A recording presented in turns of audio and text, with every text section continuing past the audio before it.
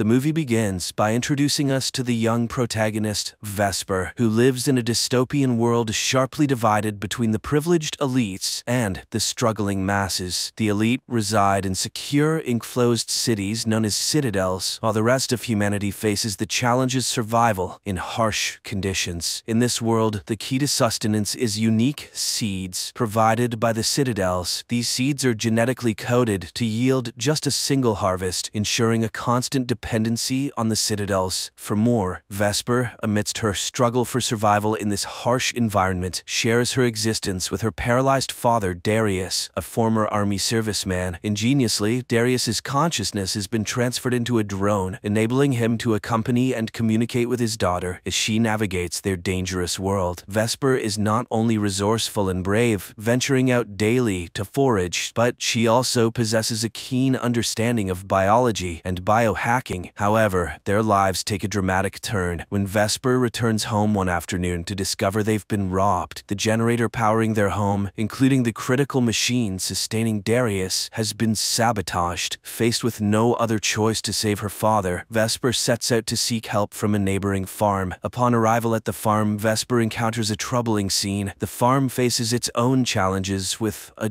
jug, a genetically engineered human designed for labor, but devoid of intelligence. The jug has been injured, rendering it useless, and Jonas, the farm's leader and Darius's brother, instructs a young boy to kill it. After witnessing this unsettling event, Vesper approaches Jonas with a request for bacteria to restore their generator. In exchange, she offers a blood donation, a valuable commodity used by Jonas to trade for seeds from the citadels. Jonas expresses a desire for her to join their community, offering to care for her father as well. Vesper, however, is deeply unsettled by Jonas's intentions. She suspects that Jonas wants to use her as a breeder, a role she strongly rejects. After completing her blood donation, Vesper faces a dire situation when Jonas refuses to immediately provide the bacteria she needs in exchange. He explains that he must first sell the blood, a process that will take several days, time her father Darius does not have. In desperation and anger, Vesper attempts to reclaim her blood, only to be caught and forcefully expelled from the farm by Jonas. Undeterred, Vesper returns to the farm, exploiting a secret entry point known only to her. Vesper stealthily enters Jonas's lab and retrieves the bacteria she is owed. While there, she also manages to take some seeds acquired from the citadel. As Vesper heads home, she promptly repairs the generator and begins experimenting with the stolen seeds, hoping to unlock their fertility. In the forest, Vesper stumbles upon Camellia, a woman from the citadel, lying unconscious yet alive, with plants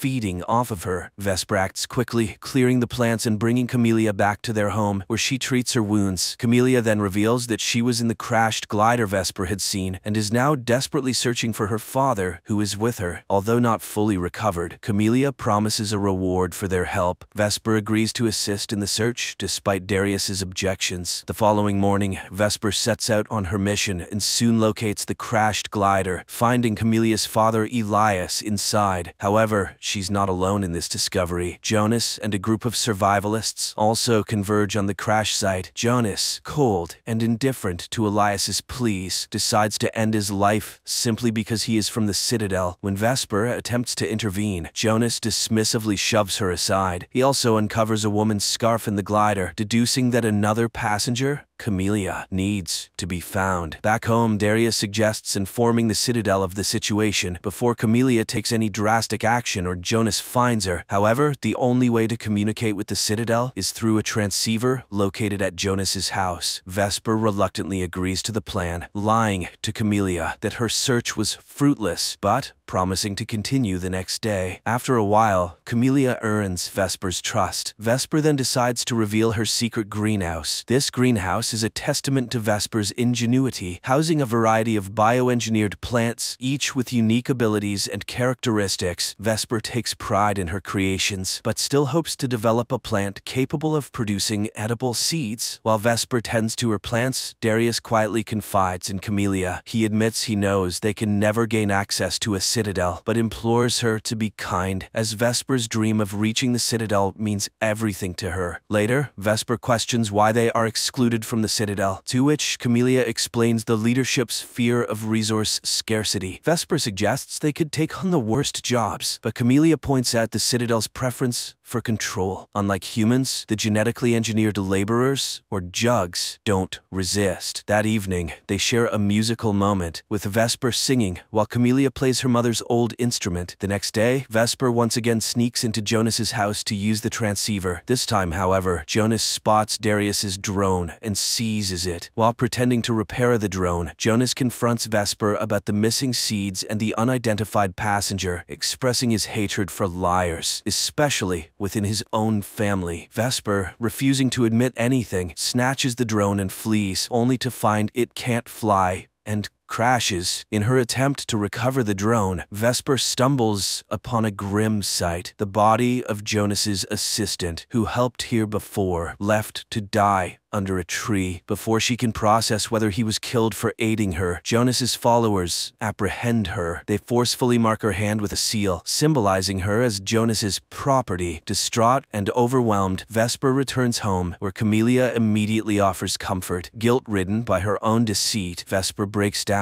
and confesses to Camellia that Elias is dead. In a moment of stark revelation, Vesper decides to show Camellia the truth by taking her to see her father Elias's body, now tragically floating in the river. The sight overwhelms Camellia, leading to an intense emotional breakdown. She clings desperately to her father in grief, forcing Vesper to intervene and pull her from the river. During this intense moment, Vesper notices an unusual scar on Camelia's back that reacts peculiarly to her touch. This discovery leads to a shocking truth. Camellia is not a human, but a highly advanced jug, a creation of Elias, who was expelled from the Citadel for creating an intelligent slave. Camellia confesses her deception. She had been on the run and never had the capability to get Vesper and Darius into the Citadel. Angered by this betrayal, Vesper confronts Camellia physically before they return home. Once there, Vesper coldly tells Camellia to leave after she cleans up. Meanwhile, Vesper repairs the drone and shares the day's events with Darius. Darius, understanding the complex situation, urges Vesper to be more compassionate towards Camellia, explaining that jugs are bound to their programming and have no real choice in their actions. At the same time, Camellia, grappling with her lost purpose and fearing capture by the Citadel, contemplates ending her life. However, Vesper, influenced by her father's words, intervenes just in time. Realizing Camelia's potential contribution to her research, Vesper proposes to use a sample of Camelia's cells. The process proves challenging, as Camelia's cells are secured just like the Citadel's seeds. In an attempt to ease Vesper's frustration, Camellia plays music. Miraculously, the music unlocks Camelia's cells, allowing Vesper to modify the Citadel's seeds successfully, creating a sustainable food source. And all it took was a little nickelback. Needing more supplies for further research, Vesper briefly leaves for the old lab with the drone. During her absence, Camellia stays to watch over Darius, which leads to a dangerous encounter when Jonas arrives. Initially, Camellia tries to feign innocence, but Jonas sees through her act and threatens Darius's life. Camellia agrees to go with Jonas without resistance. However, Jonas soon discovers the mark on her back, identifying her as a jug, and attempts to reprogram her to obey him. Vesper returns just in time, and a fierce struggle ensues, with Vesper, the drone, and Camellia fighting against Jonas. They manage to overpower him, but Vesper refuses to kill him. Instead, she strikes a deal. She will share the secret of the fertile seeds with Jonas if he agrees not to alert the Citadel. Despite Jonas's apparent agreement, he